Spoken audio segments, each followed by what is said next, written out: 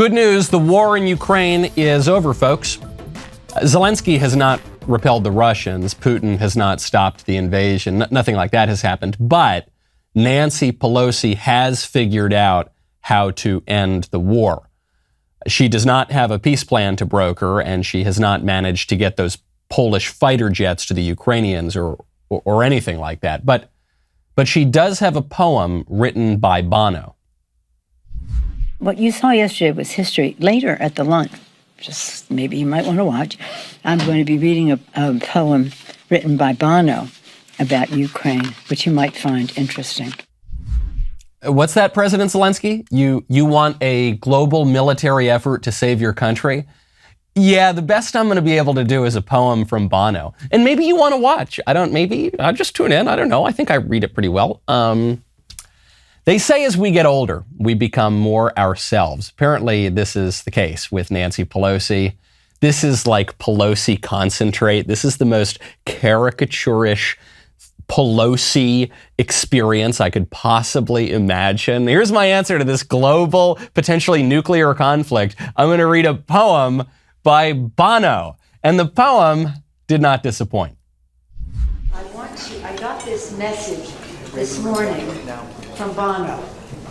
And most of us, we're always, whether we're in Ireland or here, whatever it is, Bono has been a very Irish part of our lives. And he said this. He said, "Oh, St. Patrick, he drove out the snakes with his prayers, but that's not all it takes.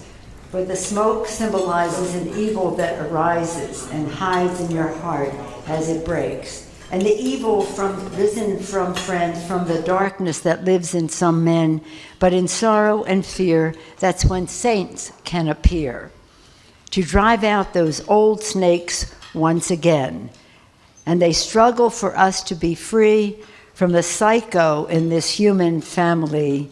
Ireland's sorrow and pain is now the Ukraine, and St. Patrick's name is now Zelensky." About that. Oh, okay, on with our lunch. That does it, right? The war is over. Take that, Putin. Now, of course, Ireland is not Ukraine. They're very different countries. And Zelensky is not a 5th century Roman Christian missionary or a saint of any kind that would require him to have died. And he isn't any of those things anyway. And Bono's babbling and Nancy Pelosi's babbling didn't do anything other than make Democrats feel better about their disastrous policies that triggered this war in the first place. There once was a man named Joe Biden who, when he first started presiding, gave in to Vlad's order for Nord Stream. The border of Ukraine is quickly subsiding. Joe Biden's strategic perversion incentivized Putin's excursion.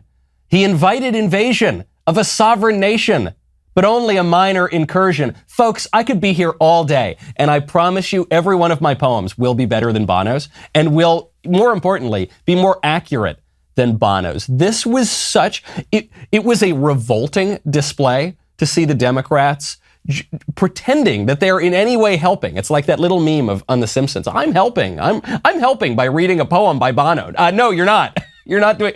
You caused the freaking war in the first place because your political party lifted the sanctions off Putin's Nord Stream 2 pipeline. This is what Volodymyr Zelensky, the man you're calling a saint now, he actually said, this is why the war started. And now you're making yourself feel better by reading some babbling nonsense.